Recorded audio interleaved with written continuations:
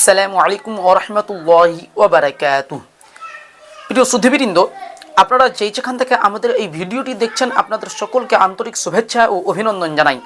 প্রিয় দর্শক মণ্ডলী, আজকে আমরা মুফতি আরিফ বিন হাবিবের তারাবির রাকাত সংখ্যা নিয়ে মিথ্যাচারের জবাব দেওয়ার জন্য উপস্থিত হয়েছি। প্রিয় দর্শক মণ্ডলী, মুফতি আরিফ বিন হাবিব সাহেব বলেছেন 1284 হিজরি পর্যন্ত তারাবির নামাজ 20 রাকাত ছিল। এই বিষয়ে কোনো মতভেদ ছিল না, এটা একটা মীমাংসিত বিষয়। প্রিয় দর্শক মণ্ডলী, সর্বপ্রথম আপনারা মুফতি আরিফ বিন হাবিব সাহেবের বক্তব্যটি শ্রবণ করুন, তারপরে আমরা ইলমি এবং তাহকিকি জবাব দেব ইনশাআল্লাহ। তারাবি 20 রাকাত, বাস এটা একটা মীমাংসিত বিষয়। 1284 হিজরি পর্যন্ত মীমাংসা ছিল। 1284 ভারতের একজনে বইলা ফেললো তারাবি 8 রাকাত, এই প্রথম। ভারতের এই অ্যালার্জি ঘুরতে ঘুরতে 1291 তে গেছে সৌদি আরব। নসিব রেফাই নামে একজন বলল তারাবি 8 রাকাত। নাসিরউদ্দিন আলবানী রহমাতুল্লাহ আলাইহি তাও দিয়া কয় তারাবি 8 রাকাত। 1284 পর্যন্ত আহলে হাদিস বলেন, মাযহাবি বলেন, লামাযহাবি বলেন, সবাই 20 রাকাত পড়তো। হঠাৎ একটা স্লোগান দিল। আমি বহুত গবেষণা করে দেখলাম এটা মূলত আহলে হাদিস যারা তারাও তো মুসলমান, আমরা মাযহাব মানি, আমরাও মুসলমান। এই মুসলমান ভাইয়ে ভাইয়ে ঝগড়া লাগানোর আন্তর্জাতিক ষড়যন্ত্র একটা। এটা কি দরকার আছে এটা? হঠাৎ করে এই একটা বইলা দেওয়া মুসলমানদের তাহাজ্জুদ নামাজ জোর করে কেন তারাবি বানাবেন? আপনি তারাবির জোর করে কেন তাহাজ্জুদ বানাবেন? তাহাজ্জুদ আল্লাহ। প্রিয় দর্শক মণ্ডলী, আপনারা মুফতি আরিফ বিন হাবিব সাহেবের বক্তব্যটি স্পষ্টভাবে শ্রবণ করলেন। মুফতি আরিফ বিন হাবিব সাহেব স্পষ্টভাবে বলছেন 1284 হিজরি পর্যন্ত তারাবির নামাজ 20 রাকাত ছিল। এই বিষয়ে সকলেই একমত, অর্থাৎ মীমাংসিত একটা বিষয়। প্রিয় দর্শক মণ্ডলী, এখানে মুফতি আরিফ বিন হাবিব সাহেব চরম মিথ্যাচার করেছেন। প্রথম কথা হচ্ছে তারাবির রাকাত সংখ্যা নিয়ে মতভেদ আছে। সালাফদের যুগ থেকেই এই বিষয়ে মতভেদ চলে আসছে। যেমন ইমাম কুরতুবী রাহমাহুল্লাহ, যিনি জন্মগ্রহণ করেন 578 হিজরিতে আর মৃত্যুবরণ করেন 656 হিজরিতে। 1200 হিজরির অনেক আগের ঘটনা, মোটামুটি 600 হিজরির ঘটনা তিনি বলছে।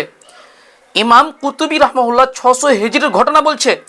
আল মুফহিম লিমা আশকালা মিন তালখিসি কিতাবি মুসলিম, দ্বিতীয় খণ্ড, পৃষ্ঠা নম্বর 389 পৃষ্ঠার মধ্যে বলছে সুম্মাখতুলিফা ফিল মুখতারি মিন আদাদিল কিয়াম, অর্থাৎ তারাবির সঠিক রাকাত সংখ্যা নিয়ে মতভেদ আছে, ইখতিলাফ আছে।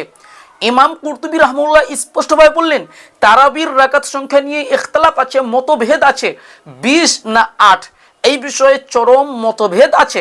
কিন্তু আরিফ বিন হাবিব সাহেব বললেন যে না, 1284 হিজরি পর্যন্ত এটা একটা মীমাংসিত বিষয় ছিল যে তারাবির নামাজ 20 রাকাত। আস্তাগফিরুল্লাহ। এখানে আমরা কাকে সত্যবাদী বলবো? ইমাম কুরতুবী রাহমাহুল্লাহকে সত্যবাদী বলবো না মুফতি আরিফ বিন হাবিব সাহেবকে সত্যবাদী বলবো? তারপরে ইমাম কুরতুবী রাহমাহুল্লাহ 390 পৃষ্ঠা, দ্বিতীয় খণ্ড আল মুফহিমের মধ্যেই বলছে ওয়াকালা কাসীরুম মিন আহলিল ইলম, অধিকাংশই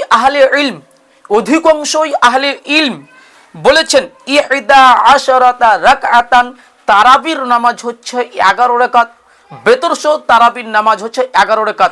স্পষ্টভাবে ইমাম কুরতুবী রাহমাহুল্লাহ উল্লেখ করেছেন।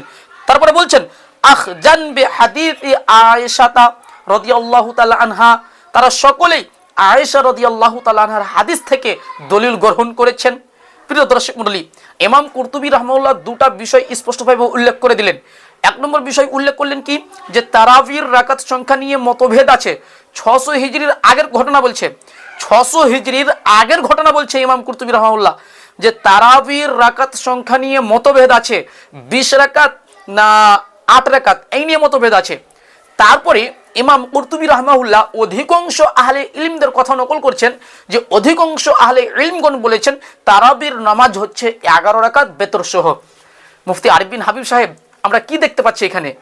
ইমাম কুরতুবী রাহমাহুল্লাহ স্পষ্টভাবে উল্লেখ করছেন তারাবির নামাজ 11 রাকাত।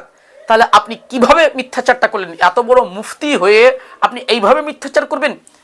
প্রিয় দর্শক মণ্ডলী, তাছাড়া দারুল উলুম দেওবন্দের ফতোয়া আছে যে রাসূলুল্লাহ সাল্লাল্লাহু আলাইহি ওয়াসাল্লাম 8 রাকাত তারাবি পড়েছেন। দারুল উলুম দেওবন্দের ফতোয়া ইনশাআল্লাহ নেক্সট ভিডিওতে আসবে। প্রিয় দর্শক মণ্ডলী, তার মানে এখানে মুফতি আরিফ বিন হাবিব সাহেব চরম মিথ্যাচার করেছে এবং রেজাল করিম আবরারও মিথ্যাচার করে। রেজাল করিম আবরারও এই বিষয়ে একটা ভিডিও আছে, তিনিও স্পষ্টভাবে বলেছেন। অর্থাৎ মুফতি রেজাল করিম আবরার লেন, মুফতি আরিফ বিন হাবিব লেন, এক কথা এই পুরো দেওবন্দিরা মিথ্যাচার শুধু করেই যাচ্ছে। প্রিয় দর্শক মণ্ডলী, আল্লাহ সুবহানাহু ওয়া তাআলার কাছে দোয়া করি, হে আল্লাহ তুমি আমাদের সকলকে সঠিক বুঝে তার উপরে আমল করার তৌফিক দান করুন। আমিন। আসসালামু আলাইকুম ওয়া রাহমাতুল্লাহি ওয়া বারাকাতুহু।